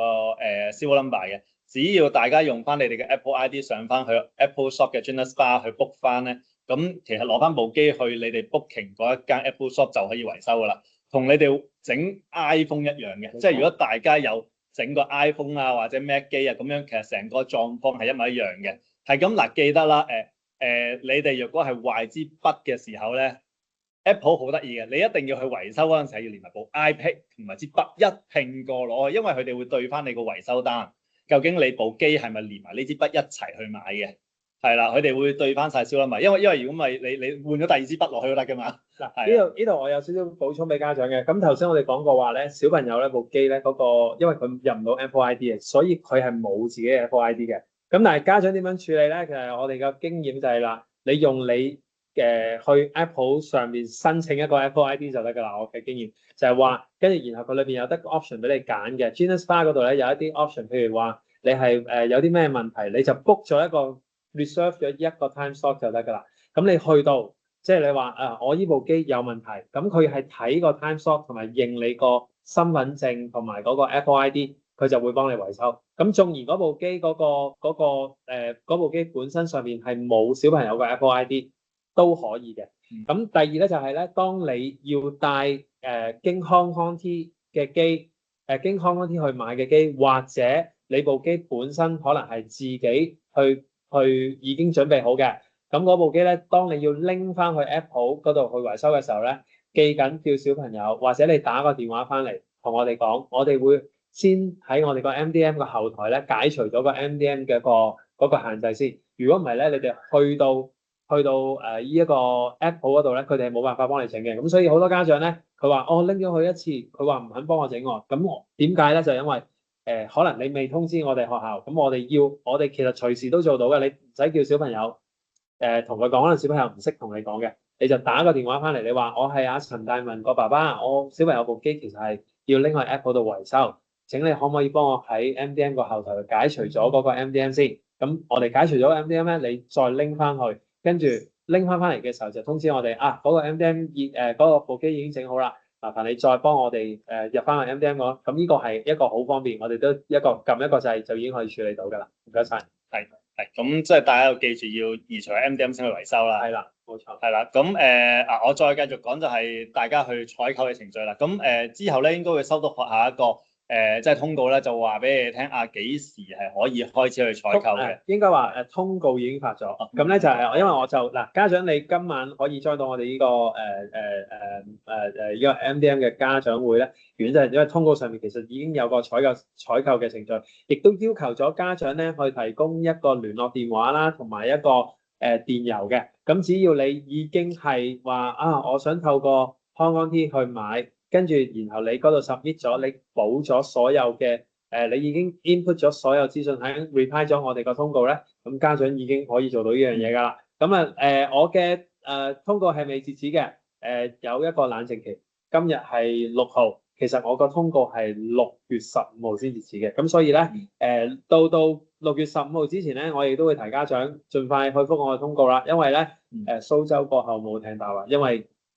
iPad 咧我哋係唔會有 late order 嘅，咁所以如果過咗6月15號，我哋係唔會再接受所有 late order，因為康天嗰邊佢哋要埋數啊。正如頭先阿 V 佢咁講啦，咁因為我哋係一個學生只可以買到一隻機嘅啫，咁所以希望家長可以配合我哋，盡早去覆咗通告佢啦，唔該晒。係啦，咁嗱，我哋之後咧會因應學校俾我哋嘅資料啦，我哋會即係發一個電郵去俾家長，話俾你聽，可以去購買呢部機啊。咁喺個電郵裏邊咧會有個 hyperlink 啦，同埋會有一個 login 同埋個 password 嘅。係啦，咁嗱，大家記得個 login 同 password 咧係學校個學生電郵嚟嘅，仔或者女女嗰個 Microsoft account 嗰個電郵。係啦，係咁啦。康天發俾你嗰個電郵咧，嗰個電郵地址咧係你自己 personal 嘅電郵地址嚟嘅。係。咁佢上面咧會有一封，可能你 show 埋嗰封信啦，可以係啦，有封類似㗎，有封信啦，有 QR code 啦，有 QR code 啦。咁啊 QR code 你就 scan 咗 QR code，你就可以去到頭先佢嗰個 portal 上邊，用阿仔仔或者女女嗰個login ID 嚟登入去呢個 portal 裏邊。咁嗱，我當撳到條 hyperlink 入到去咧，就會見到呢一個 portal 嘅。而 portal 你會見到個 login 名同埋 password 咧，就會喺個電郵裏邊會有俾到你哋㗎啦。個 login 大家記住係即係可能係ABC St Hilary 嗰個電郵係啦，就記得唔好用自己 personal 嗰個電郵啊，因為成日都哎呀我 login 唔到啊，咁又要打電話，又打電話去我哋HKT 嗰邊問咧，咁其實我啲同事都其實每年佢哋會接電話都會話俾你聽啊，你哋係要用學校的電郵去登入嘅，係因為你學校嘅電郵先登入到呢一個學校即係開嘅網上購物平台嘅，係咁入到去啦，就要填翻一啲基本資料啦。裏邊填嘅資料咧，就係你會收取帳單同埋收取之後去 pick up 所有 notice 嗰啲所有資料嘅。咁大家看圖識字啦，即係我嗌你填電郵嘅，填翻個嗱呢一個係真係填個家長電郵，因為你唔會將帳單 send 翻去個學生度噶嘛，係啦，即係填翻家長電郵啦。咁佢都會嗌你填啲學生資料嘅。嗱，大家記得填翻個學生嘅姓名、班別號嗱，班別同學號應該都係填翻3年班嗰個先，因為你未必有，即係大家未必知4年班或者咩學號分邊班嘅，咁填翻晒3年班號，呢個係亦都係方便我哋去分課嗰陣時，但係我哋最尾分翻去第二時，俾邊一個院校嗰邊去提課嘅，係啦，咁大家放心嘅，我哋會之後會有成個資料咧，俾翻學校再核對一次，哦呢啲同學仔係咪喺鑽石山，係咪喺旺角，係咪喺大埔去攞課？呢啲我哋會之後會再即係會大家 confirm 到，同埋大家攞晒啲資料咧入到去啦，就會去到見到一下佢就會嗌你改 password 嘅，咁大家你可以改個 password，不過改完大家記得係記得啊，記低佢，係啦，記低佢。若果唔係你唔記得咗咧，要啲時間同你 reset 啦，唔係做唔到嘅，係啦。咁呢度我都提家長啦，嗱因為咧譬如頭先佢翻頭先嗰版咧，佢就係佢填資料嗰度啊。咁我都希望家長咧，因為咧康天咧係會經呢一個 portal 咧去認證佢係我哋嘅學生。咁啊家長麻煩都幫小朋友填翻個全名。即係中文全名，中文全名、英文係啦，英文全名。我哋對到嘅。係因為咧，佢哋嗰邊咧如果唔係你，佢會用啲時間，因為可能好多個 Jaden 嘅。咁咧，如果 Jaden Wong 咧要有排揾。係 Jaden 呢個係上幾年都係2-3個人淨係填自己個英文名。係啦，咁所以麻煩家長都幫我哋手如果要 speed up 令到成件事比較暢順咧，喺填資料嗰度都想家長去用多少少時間。可能打多詳細少少，如果唔知道仔仔嗰個學號或者嗰個其他資料咧，問清楚先至去填，唔使急嘅，因為呢個 portal 咧，我哋喺6月我攞晒你哋嘅 order 之後咧，我會用經學校嘅 growth message 去話俾家長聽啊，你會收到佢哋嘅康天發俾你嘅電郵啦，然後嗰個 portal 咧都會開一段時間，係會開一段家長時間嘅，係係啦，啦。咁所以喺跟翻我哋嗰個 schedule，喺我哋嘅嗰個 portal 開放嘅時間之前，填好晒所有資料，咁啊一定唔會只係得2日3日，你放心，起碼都2至3個星期嘅。我嘅係啦，大家放心呢個。係啦，咁樣係啦，咁改完密碼啦，就會入到去會見到iPad 同或者 Apple Pencil 啦。咁我哋今次係會嗰部 iPad 咧個硬件咧同埋個 Apple Pencil 係會分開2個 item 嘅，因為俾你哋選購嘅。係啦，咁不過嗰個 Apple Care 係會你買咗部機先會出現 Apple Care 嘅選項嘅，就唔會無啦啦有個 item 叫 Apple Care 嘅。係啦，即係大家即係可能留意，點解冇 Apple Care 買嘅？咁其實要買一部機之後先買到嘅。係啦，咁同埋你哋今次係之後都即係得一部 iPad 去買嘅啫，唔會有多嘅一部 iPad 㗎啦。所以而家呢度畫面咧會有2個。咁頭先我哋有啲家長咧喺Q&A 嗰度咧都問我哋會唔會有其他型號？咁我哋都為咗方便即係大家啦採購嘅程序啦，咁我哋都係今年都係得 iPad Air 呢個型號，同埋係256G嘅，咁啊俾家長去提供嘅，咁樣提供俾家長去選購啦，咁樣。係啦，嗱，大家喺呢一頁度見到啦，當你撳完部 iPad 選購咗之後咧，你會見到呢個位置有睇唔睇到箭嘴啊？可能要放大啲，係啦，啦，呢個位置會 Apple Care 呢一個要 click 落去嘅，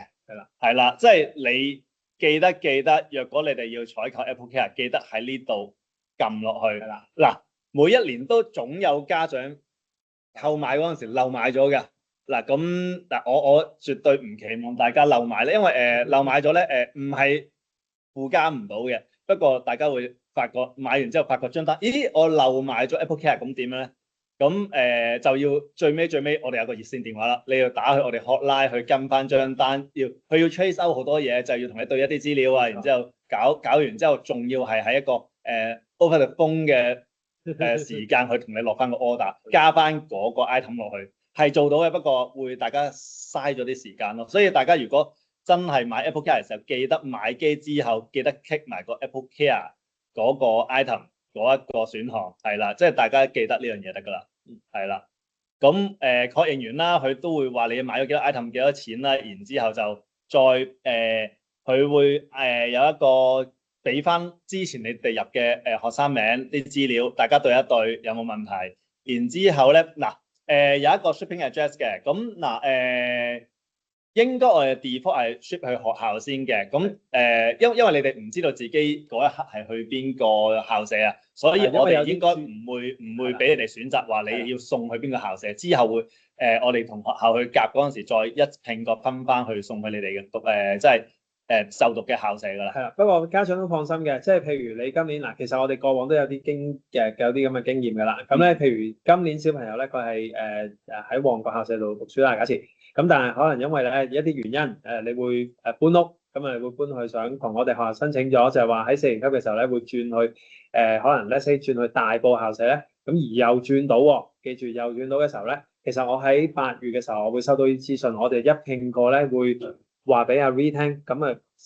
讓佢哋咧喺9月咧送嗰部機咧就送翻去已經新轉咗佢嘅校舍。咁啊當然呢個例子咧唔多嘅。咁但係我哋都處理過，咁所以家長都放心。你話，因為我哋都係3間校舍，我哋係同一個團隊，所以亦都係同一個我哋幾個同事去處理，咁所以咧家長都可以放心呢樣嘢。係啦，咁選擇完個 shipping address 之後啦，就會去到 payment 㗎啦。嗱大家放心，大家用唔到 by check 呢個 payment 㗎，我哋嗰度過唔到嘅，放心。大家係要選擇呢個嘅即係電子付費嘅項目嗱，有full payment Visa、Master、微信啊，嗰啲唔同嘅方法啦。咁其實因為呢個咧係早年Capital 落嚟㗎啦，係咁其實陸陸續續而家仲有好多唔同嘅電子支付嘅方法嘅，即係可能 PayMe 都得嘅。咁到期時大家見到個付費方法嘅時候，就你睇下揀一個最適合嘅。咁installment 咧其實係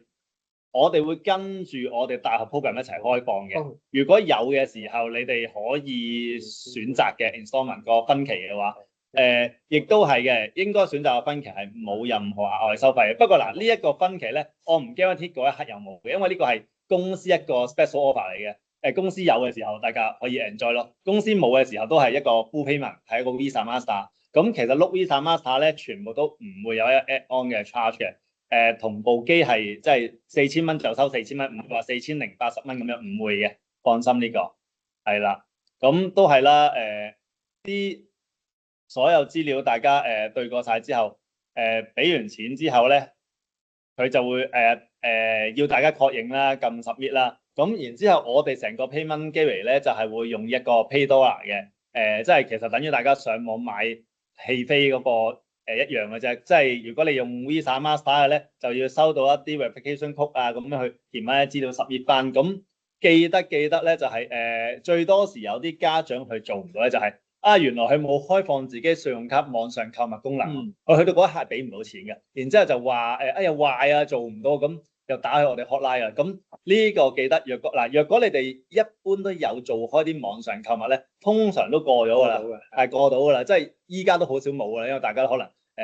即係唔同嘅購物平台都一路用緊啦。冇都可能係因為嗰個額係啦，額係啦，為咗爆咗，提高翻你自己嘅額就得㗎啦。係啦，因為有陣時佢哋係500蚊或者1500蚊，你哋咁你都買個幾千蚊嘅嘢，佢可能唔俾你過嘅。係咁呢個即係大家留意翻咯。或者可能你見到Visa Master 過唔到，我用 PayMe 得唔得啊？用支付寶得唔得？咁嗰啲可能到期時你哋試一試其他付款方法咯。因為可能係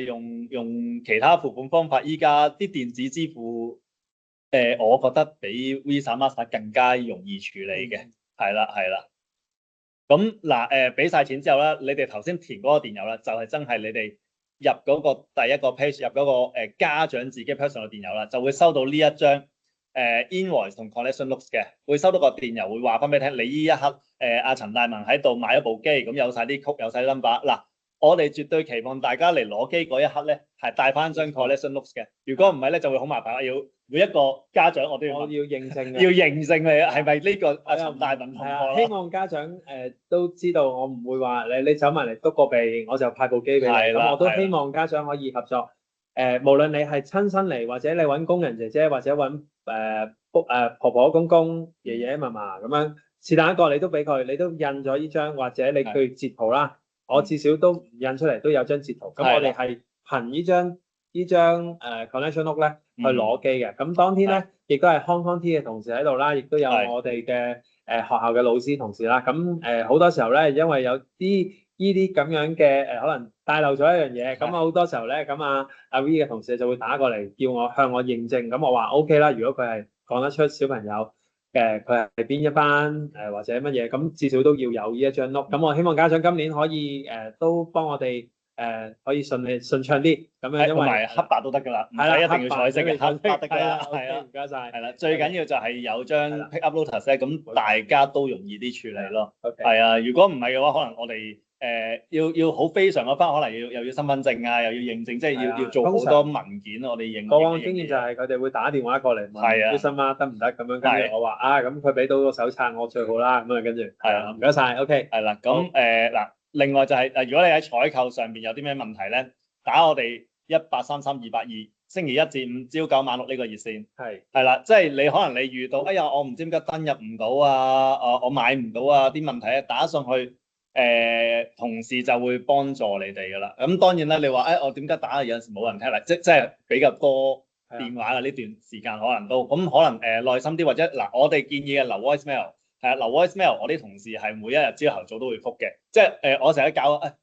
唔使朝9晚6去打佢嘅，你夜晚咪打個電話去留咗個 voice call，第二朝佢會 call 翻你㗎啦。好嗱，都係嗰句，佢 call back 翻嚟嗰個 display number 係咪1000啊？我想問。1000通常都係嘅，或者冇 phone call 添嘅，通常都係1000嘅。係我哋總機出嘅，係啦。display number 係1000，咁所以見到1000咧就唔使驚係嗰啲來歷不明嘅電話啦。熱線1000咧係PCCW 個hot centre 總機嚟嘅，係啊，所以呢個其實真係辦唔到嘅，係啊，辦唔到嘅。好，係啦，好啦嗱，咁咧跟住都唔該晒 V 啦，咁啦嗱都係嗰句，咁咧呢一張圖同頭先嗰張圖，如果你需要經 Hong Kong T 去買機咧，你記住影低呢張圖。咁就裏邊有個熱線1833282，係啦，咁啊呢個電話係啦，咁咧跟住咧我就頭先都講啦，我哋有個我呢一張卡方晒都係重要嘅，麻煩家長咧將呢啲日子記住佢嗱。關於成個電子學習嗰個 arrangement 啊，或者係我嘅採購啊，其實咧早陣子你應該收到我張通告就係2526-233咁咧，裏邊關於團購嘅嘅資料咧，亦都係可以喺上面睇得到嘅。咁有晒好清晰嘅價錢啦，頭先康啲所提供嘅 offer 啦，譬如嗰、尤其是係嗰個叫做Apple Care，我係強力建議家長咧，如果你係經我哋康啲 service provider 去買機咧，買埋呢一個 Apple Care，因為3年嘅 Apple Care 咧，其實只可以喺我哋康啲嗰度可以揾到嘅啫，即係我哋嘅 service provider 可以揾到。咁重要日子都要講多次嘅，就係6月15號之前回覆我哋，究竟你經唔經學校透過康 T 去團購小朋友嘅電子書包，呢個係最重要啦。咁第二就係你話我唔需要經康 T 去買機嘅話咧，家長要自己準備一部機。咁我都希望在座3年級嘅家長都幫我跟住我哋個呢一個timeline 去做嘢啦。因為咧喺假期裏邊咧，我哋嘅同事其實就會忙於幫小朋友咧去準備好下年咁樣。我哋嘅老師都係啦，除咗放一個短暫嘅暑假之外，我哋係大概8月咧，其實就會翻嚟開始做嘢嘅。咁我哋都希望家長咧可以喺7月10號呢段時間或者之前啦，就透過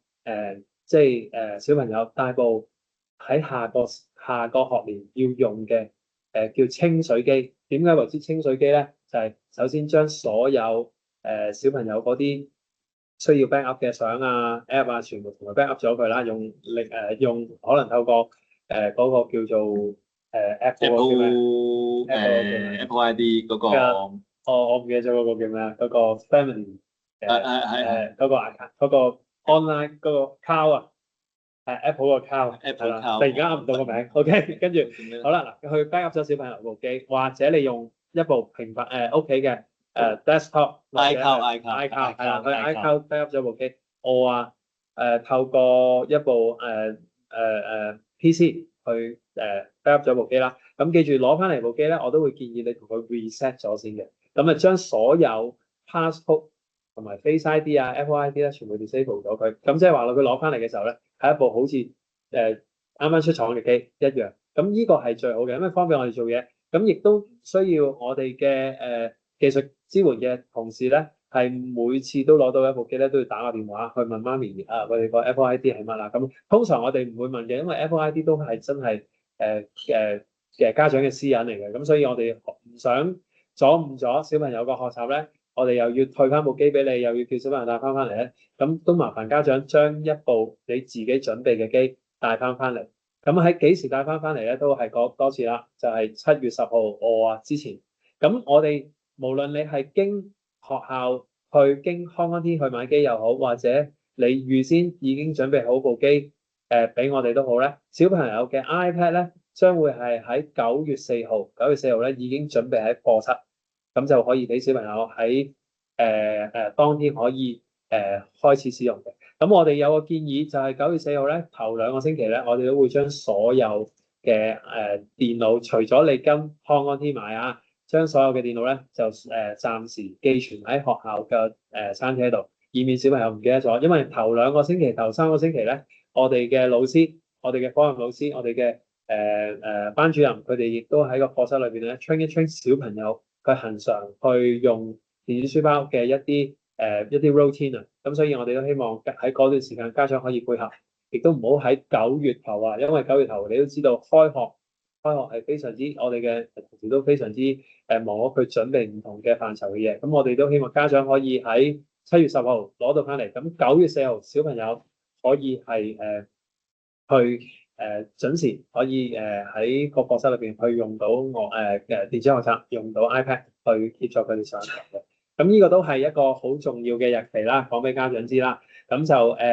嗱，咁咧我見咧而家阿 Mr. Yu 咧其實好好啊。咁咧其實我哋一路講嘅時候咧，佢一路幫我回答緊嗰個網上面嘅家長嘅問題。咁或者我先睇下我哋在座現場嘅家長有冇啲咩問題可以都係可以喺透過呢段時間可以問翻我哋嘅。OK，唔該。現場家長有冇問題？ 7月10號帶翻嚟咧，係要連埋個機套嚟㗎，即係係啊，家長問得好好嗱，如果你係自己準備嘅，就最好帶埋個機套翻嚟，就唔使帶支 Apple Pencil 噶啦。咁我哋都會見到 Apple Pencil 咧，我哋通常會退翻俾小朋友嘅。咁如果講到 Apple Pencil 咧，我哋會有個建議嘅，其實京康嗰啲買咧，我會建議你哋，因為你見到個價錢都比較平，其實我會強烈建議你買埋支 Apple Pencil。但係支 Apple Pencil 咧攞嚟做咩咧？放喺屋企用。翻到嚟咧，其實最好有一支我哋叫備用筆。嗰支筆咧，通常我習慣咧，我會叫小朋友放喺個機套裏邊嘅。咁當佢用嘅時候可以用，但係咧放學嘅時候咧，我哋會叫佢帶走嘅。反而我會叫佢放翻落去嗰個筆袋裏邊，因為你可能如果你係備用嘅，你就叉電；如果你係原廠嘅，就更加唔好留喺學校，因為嗰支筆就算你有個好好嘅機套，都好容易跌嘅。咁所以我覺得嗰個咧就自行保管會比較理想。咁所以就係話頭先家長都多謝家長提議啦，就係嗰個提醒我哋啦，就係嗰部機如果你係自己準備嘅，連埋一個機套帶翻嚟，咁就我哋會喺假期裏邊妥善咁幫你保管嘅。咁亦都係喺9月4號當天咧，我哋會放喺課室，咁等小朋友可以用得到。現場家長仲有冇啲咩問題要問咧？咁如果冇咧，我又睇睇網上邊嘅家長。OK，嗱咁咧，我見咧阿 Mr. Yu 咧都一路去覆緊家長嘅查詢嘅。咁我哋都見或者睇下有冇啲咩問題係未答嘅先，就有啲未答嘅。舉例啦，嗱我睇下逐個嚟啦。咁咧可唔可以買13寸？咁啊呢個係頭先答過你啦。咁啊就係13寸我哋唔建議，因為size 太大，佢比較同埋好重嘅。其實我發現而家嗰啲就算大部嘅 iPad 咧，即係嗰個 iPad Pro 啊嗰啲咧，其實佢個螢幕好大嘅話，其實可能對隻眼好，但係佢太重啦。因為小朋友除咗帶電子書包，帶 iPad 翻學咧，其實佢哋都要帶其他嘅書本啦，或者係帶食物盒啊嗰啲咁，都係咁啊。好啦，咁啊第二個問題啦，就話如果自己用 iPad。而現在已經用緊 Parent Control 嘅 app， 嗰隻 app 嘅就叫呢隻我未用過，叫 Custodio 啦 ，Custodio 可唔可以用翻呢個而唔用呢個 MDM？ 嗱，根據學校嘅 policy 啦，都係嘅。帶得翻嚟學校用嘅機咧，我哋都會建議你跟翻我哋用學校嗰個 MDM 嘅。咁所以咧，我哋有啲時候都總係會收到一啲小朋友咧，佢部機咧係冇入去 MDM 嘅，我就會打個電話，即係通常我會喺咁嘅情況下咧，我哋會經我哋個班長，我哋會提家長話呢部機咧，如果你真係要佢用，可唔可以都放翻落去我哋個 MDM 度？咁我哋都會有嘅，尤其是喺嗰啲換機啊，佢跌爛咗部機咧，佢又帶部新機翻嚟嘅時候咧，我哋有啲時候都會見到有一個咁嘅狀況。咁所以我會建議家長，如果想我哋嘅小朋友係學習比較暢順啲啦，因為好多時候點解話要用翻我哋嘅 MDM 咧？就係好多時候我哋會用一啲 app 嘅時候咧，我哋一氣過去推落去所有即係透過 WiFi 推落去佢哋個 iPad 嗰度。咁如果你係用緊一個我哋管唔到嘅 MDM 咧，我諗就我哋會比較論盡啲去做呢樣嘢啦。咁亦都係唔建議嘅咁樣啦。好，跟住佢話嗱，呢個都好好嘅。就係頭先嗰個有啲家長問咧，嗰個 filter 嘅問題就係佢個過濾嘅網。嗱，學校有2個機制係確保佢喺學校裏邊可以俾安全地去或者係正確地上網嘅，或者瀏覽到正確資訊嘅。本身我哋個學校嘅 network 裏邊咧就有一個叫防火牆，防火牆裏邊咧有啲 website 係去唔到嘅。嗱，舉例就係一啲可能賭博啊，或者係一啲色情嘅網站啊。其實本身就已經係經過我哋呢個 filter 咗，咁而 MDM 裏邊亦都頭先講過有一個叫 blacklist 嘅地方，咁呢個 blacklist 咧，我哋本身咧喺我哋個 MDM 裏邊有一啲類型嘅 website 其實都係 block 咗嘅，例如就係好多 game 字啊、online game 啊，或者係一啲色情嘅網站，或者某一啲網站，我哋喺我哋嗰個MDM 裏邊本身我哋已經 push 咗落個 policy 裏邊，令到嗰部機去唔到某啲網站。但係當然頭先我話過裝咗 Parent MDM 之後咧，你可以再係 custom made 有一啲網站你係唔想小朋友去嘅，亦都係去唔到咁樣。OK， 好，跟住嗱，請問我，依個答咗啦係咪係啦， ？OK，聊天嗰度仲有兩個。聊天 OK，check 嗰度 OK，好，後邊都答晒 OK，check 嗰度應該係呢個係咪？多咗好多。哦，都4個。好啦，嗱，有家長問咧，我哋呢一個團購會唔會有iPad 唔係 iPad Air 係 iPad 12代？咁我哋由於頭先我哋講過啦，我哋未出喎，係12代未出啊，11依家 iPad 11嚟。係啊 iPad 11啦，咁啊未有嘅12應該係咪9月啊？如果根據唔知係啦，如果根據答唔到你 Apple 佢嗰啲 product 佢嗰個周期性咧，周期性。我所知應該都係12月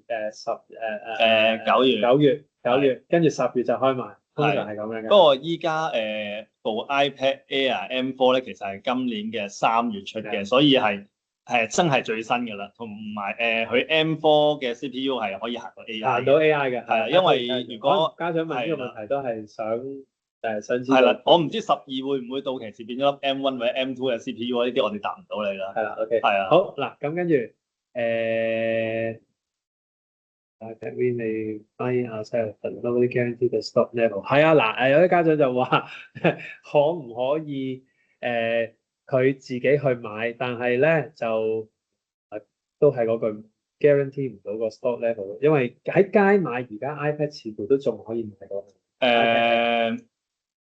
耐啲啫，係啦，耐啲啫，係係啦，咁樣，所以同埋呢個都佢答你唔到。嗱，如果家長真係in case 啦，你哋唔同我哋買啦，咁我都提醒翻啲家長啦。過往都有啲學校嘅家長去 Apple Shop 買咧，Apple Shop 嘅同事咧好積極咧，佢哋成日都話啊，你嚟到買啊，梗係買部 iPad Pro 啦，咁係最好嘅啦，真係次次都無啦啦買一部9000幾蚊嘅機嘅。係，咁呢個就大家有錢嘅話，梗係冇乜所謂啦。係啊，即係我哋就覺得冇需要去買到咁高端嘅，真係係啊。好 OK， 好嗱，有啲家長話都係嘅，好早可能已經覆咗我哋話唔買㗎。頭先聽完之後咧，想再買翻嘅，咁我都建議家長啦，聽朝親自打個電話嚟我哋 office 嘅同事留個名俾我，我會叫我同事啦。如果我覆唔切，咁如果我覆唔切，我就會叫我同事Mr. Yu 啊，或者係Mr. Carl 啊，我哋會覆翻你。咁我哋會喺我哋背底後咧幫你改翻通告。咁啊，幫你改翻係買嘅，咁我會記翻你個名。咁如果都係啦，如果你發現我哋未覆你，咁你打多1、2次電話去我哋嗰個 office 嗰度，咁就嗱，如果係咁嘅話咧，家長要打電話嚟咧，咁我去翻頭先第一版啦，呢度。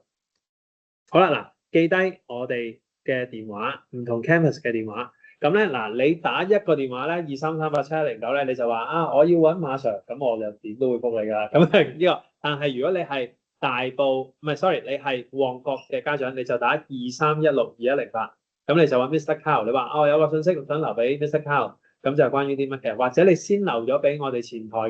嘅同事，咁同事都會轉述翻俾 Mr. Carl 聽，咁 Mr. Carl 啊，Mr. Yu 啊，佢會幫我去跟進。咁你話如果你係鑽石山嘅學生，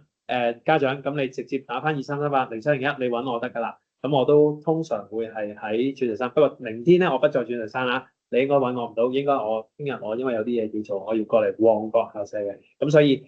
家長都可以透過依個電話留信息。如果你係好早改咗，好早嘅時候已經話唔買 iPad，但係你聽完我哋今晚嘅話，都幾抵喎，又有嗰個叫做 Apple Care 喎，尤其是3年嘅 Apple Care 喎，你都係想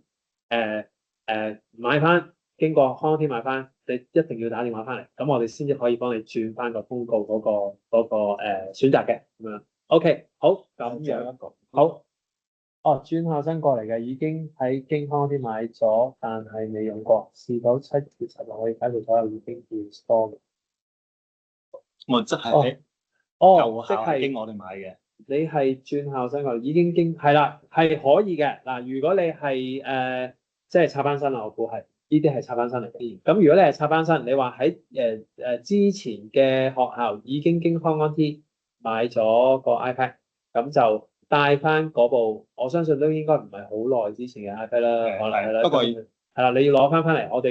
哋會同你聯絡舊校，過往經驗咧係啦，你哋一定要聯絡舊校。係啦，我會幫你，即係因為你個嗰部 iPad 上面咧，其實睇到佢係喺邊間學校度係啊係讀書嘅。咁我通常我哋嘅同事佢會幫我打翻電話去你哋嘅小朋友過往讀開嗰間學校，叫對方幫我哋解除咗，然後我哋先至可以 take 翻嗰個 MDM 嗰個 right。OK， 好，跟住就